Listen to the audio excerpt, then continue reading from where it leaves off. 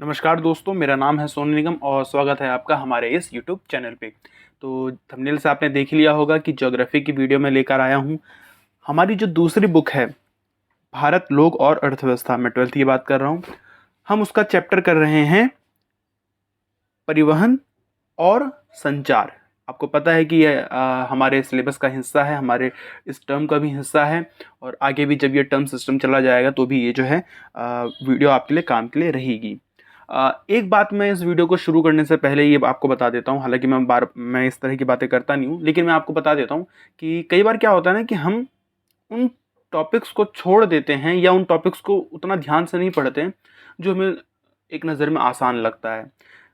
मतलब इससे पहले जो मैंने एक वीडियो डाली थी सड़क परिवहन की को लेकर, तो आप देखेंगे कि सड़क परिवहन के बारे में पढ़ाने की क्या ज़रूरत है। सबको पता है हाईवेज क्या होते हैं, सबको पता है रोड्स क्या होती हैं, सबको पता है स्टेट हाईवेज क्या होती हैं। लेकिन मैं आपको बताऊं कि इन चैप्टर्स से इतने ज़्यादा क्वेश्चन बन जाते हैं और 5 नंबर का क्वेश्चन या 3 नंबर का क्वेश्चन ये बनते हैं इन क्वेश्चन से। और क्योंकि सब लोग इस पे बराबर ध्यान नहीं दे पाते हैं तो इस वजह से जो है बहुत कई बार नुकसान भी होता है। खैर, वीडियो शुरू करते हैं। मतलब मेरी बात आप ध्यान रखिए, इस बात को मेरी ध्यान रखिए ताकि मैं हर वीडियो में इस बात को ना बोलूं, ठीक है। हमारा काफ़ी समय, मतलब लगभग अब देखिए डबल 1.5 मिनट जो है इसमें निकल गया है। खैर कोई बात नहीं। अब ये हम लोग इस वाली वीडियो में अब जो है रेल परिवहन की बात करेंगे। उसके बाद मैं आपको जो है जल परिवहन के बारे में भी बताऊंगा और उसके बाद जो है पाइपलाइन के बारे में बताऊंगा। खैर, रेल परिवहन के बारे में पढ़ने से पहले महात्मा गांधी का एक कोटेशन आप देखिए, ध्यान दीजिए। आपकी बुक में ही है, मैंने कहीं और से नहीं लिया है, बुक से ही लिया है। इसलिए मैं कह रहा हूँ कि बड़े ध्यान से हमें पढ़ना पड़ता है। कई चीज़ें ऐसी दी हुई होती है जो हम छोड़ देते हैं। महात्मा गांधी क्या कहते थे रेलवे के बारे में? भारतीय रेलवे ने विविध संस्कृति के लोगों को एक साथ लाकर भारत के स्वतंत्रता संग्राम में योगदान दिया है। इंडियन रेलवे ने क्या किया है?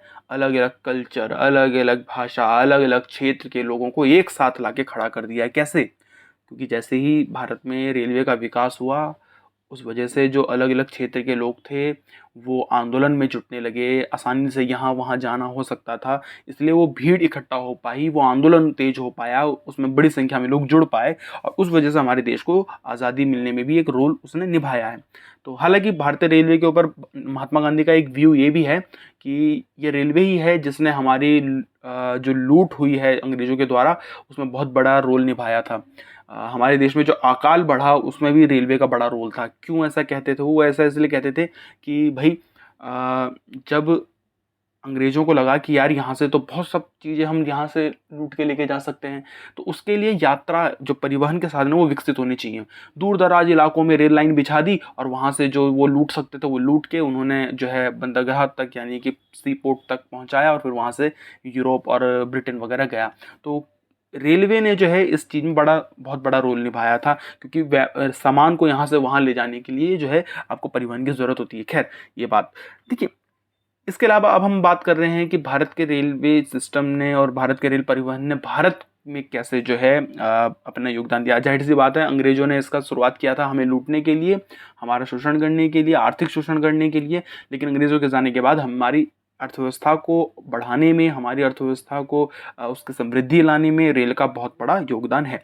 भारतीय रेल का जाल जो है विश्व के सबसे बड़े रेल नेटवर्क में से एक है। जी हाँ, दुनिया में जिन देशों के पास रेलवे लगभग सभी देशों के पास है, लेकिन आपको पता है कि भारत जैसा जो बड़ा देश है या चाइना जैसा जो बड़ा देश है, यहाँ रेलवे का जो सिस्टम है और रेलवे की जो उपयोगिता है, जो ज़रूरत है वो बहुत ज़्यादा है, क्योंकि यहाँ जनसंख्या भी बहुत ज़्यादा है और जो क्षेत्र है, जो क्षेत्रफल है वो भी बहुत ज़्यादा है।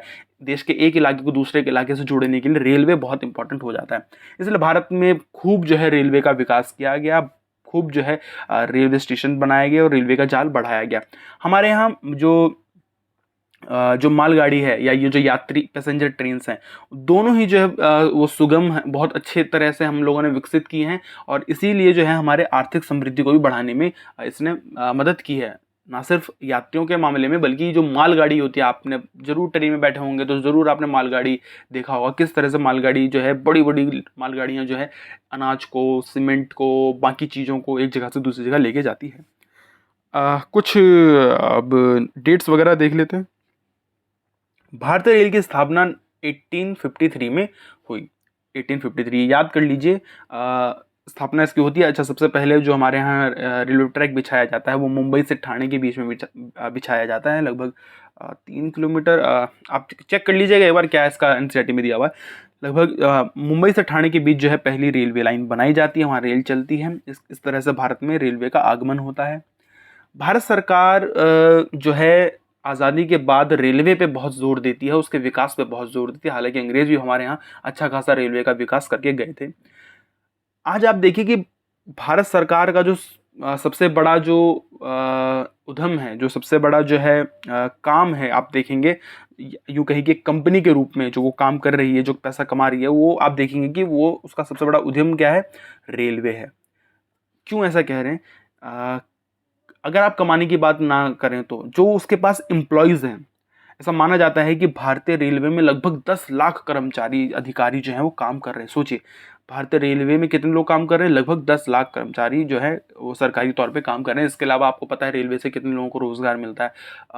स्टेशन के आसपास के लोग अपना सामान बेचते हैं, रेलवे के अंदर आसपास सामान बेचते हैं, अंदर सामान बेचते हैं।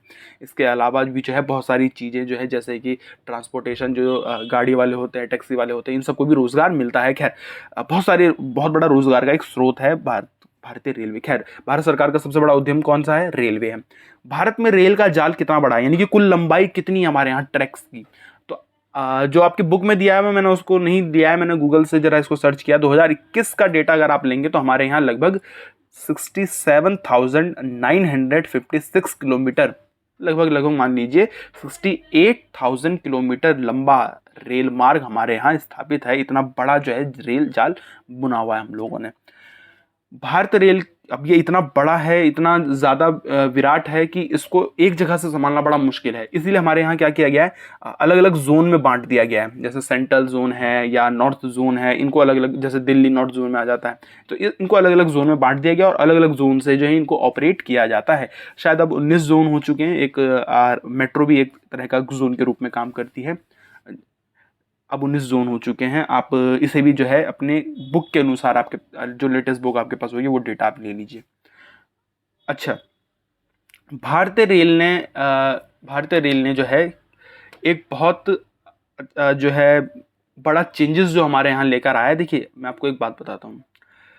होता क्या है कि जो रेलवे ट्रैक्स होती है ना, ये जो जैसे रेलवे ट्रैक्स है, ये रेलवे ट्रैक है।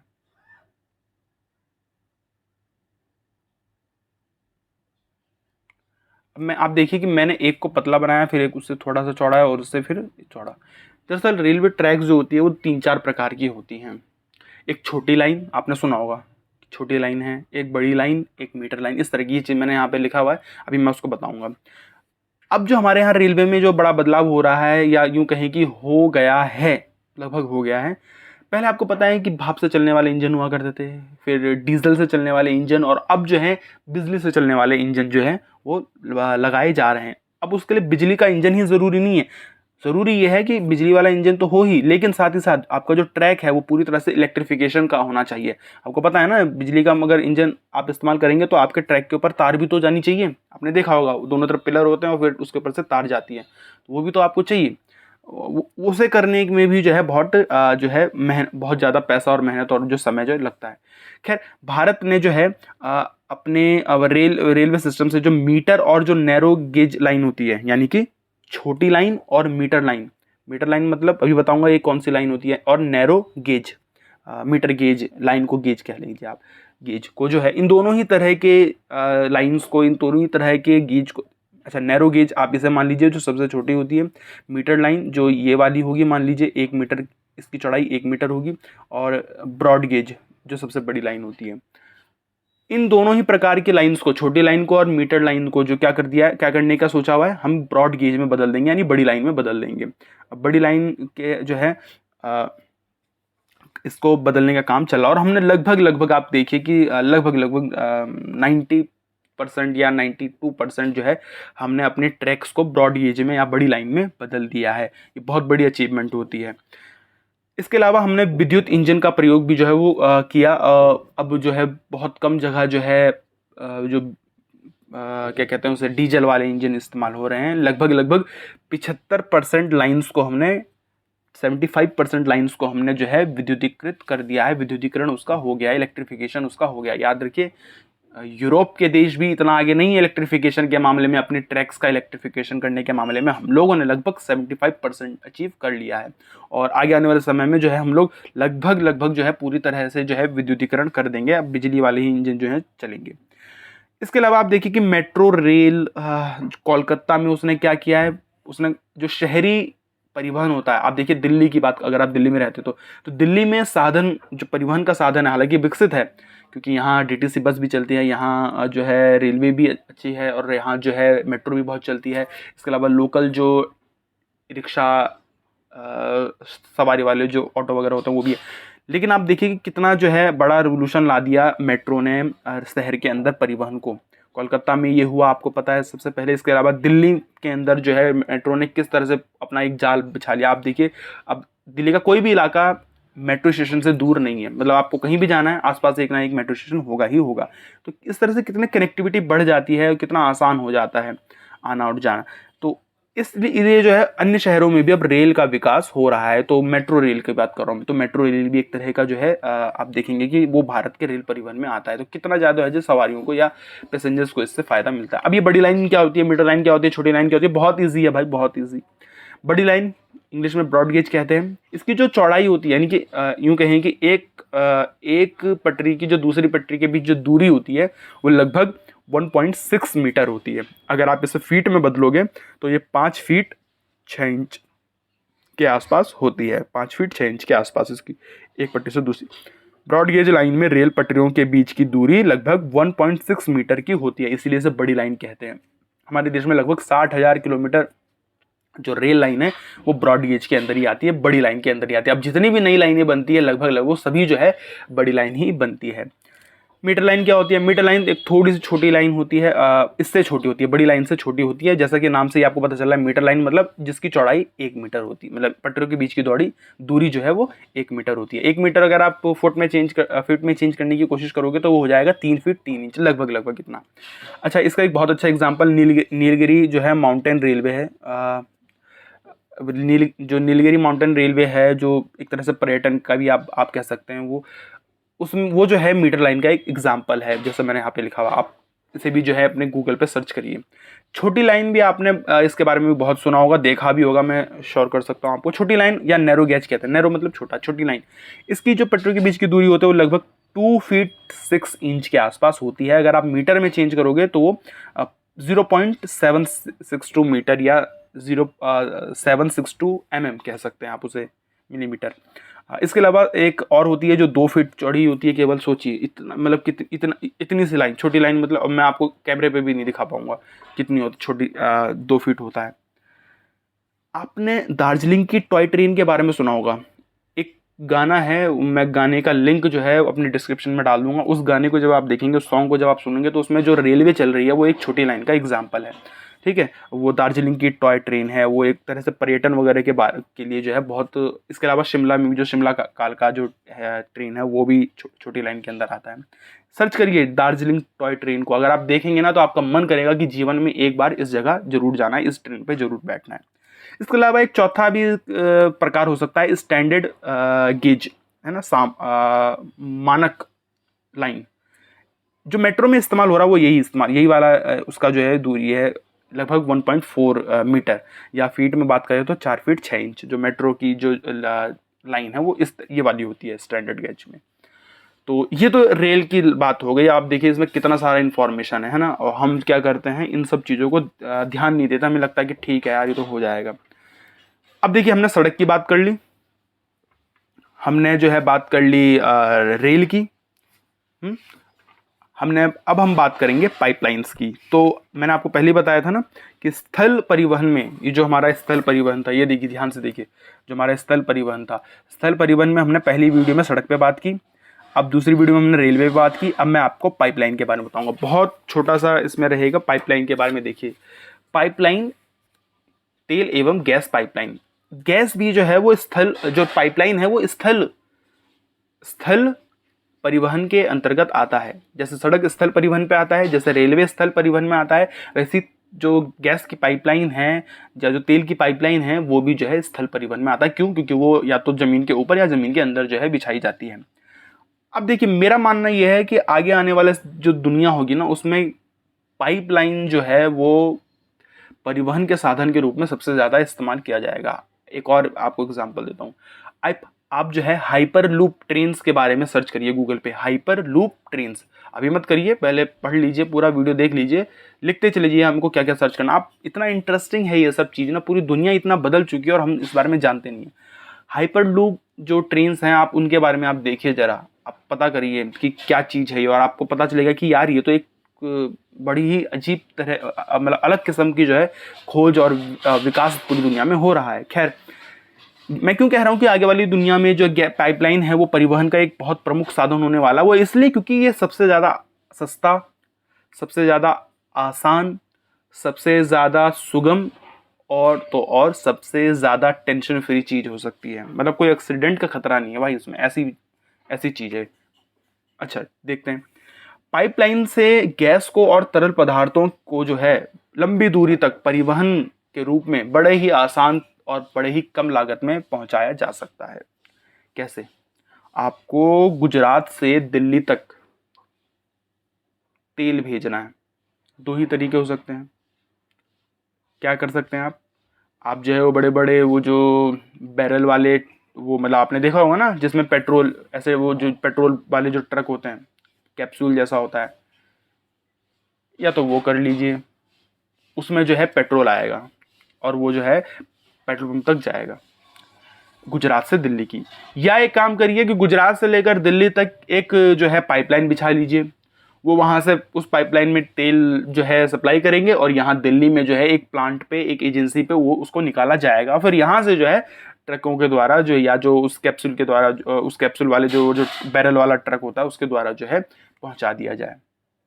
अब आप मुझे बताइए कि सबसे आसान इसमें से क्या है? क्या पाइप आसान नहीं है? बहुत आसान है। अगर आप एक जो मेट्रोपॉलिटन सिटी में रहते हैं, अगर आप बड़े शहरों में रह रहे हैं, तो आपके घर तक गैस की पाइपलाइन आ रही होगी, एजेंसी से आपके घर तक डायरेक्ट जो है गैस पहुंचाया जाता है। आपको कहीं आने की ज़रूरत नहीं, कहीं जाने की ज़रूरत नहीं है। कितना आसान है।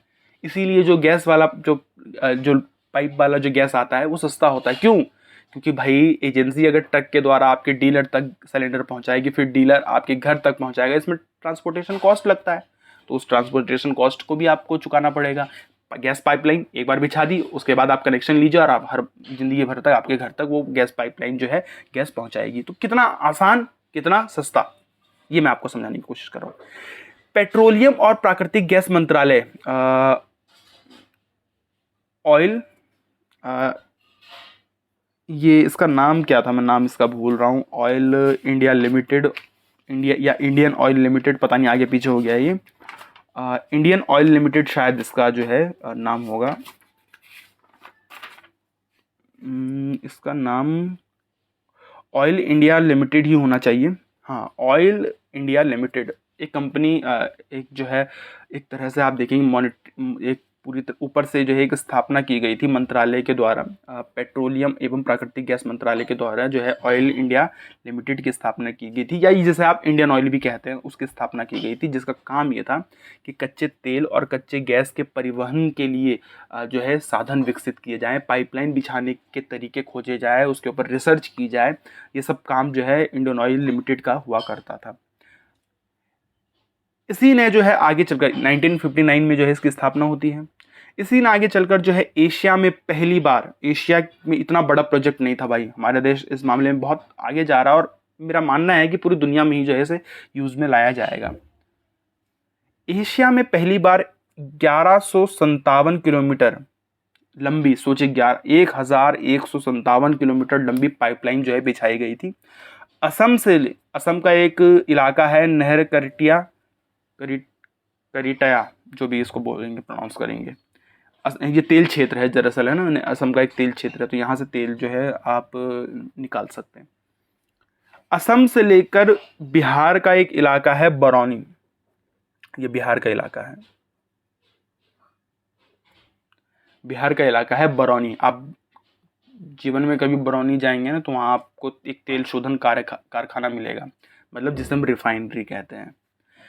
असम से लेकर बरौनी तक, अब देखिए असम कहाँ और बिहार का बरौनी का, वहाँ से अगर आप ट्रकों के द्वारा या रेलवे के द्वारा, एक तो रेलवे के द्वारा बड़ा मुश्किल है वहाँ से असम के इलाके से, तो वहाँ जो है पाइपलाइन बिछाई गई। देखिए पहली बार कब, कितनी लंबी बिछाई गई थी, 1157 किलोमीटर लंबा।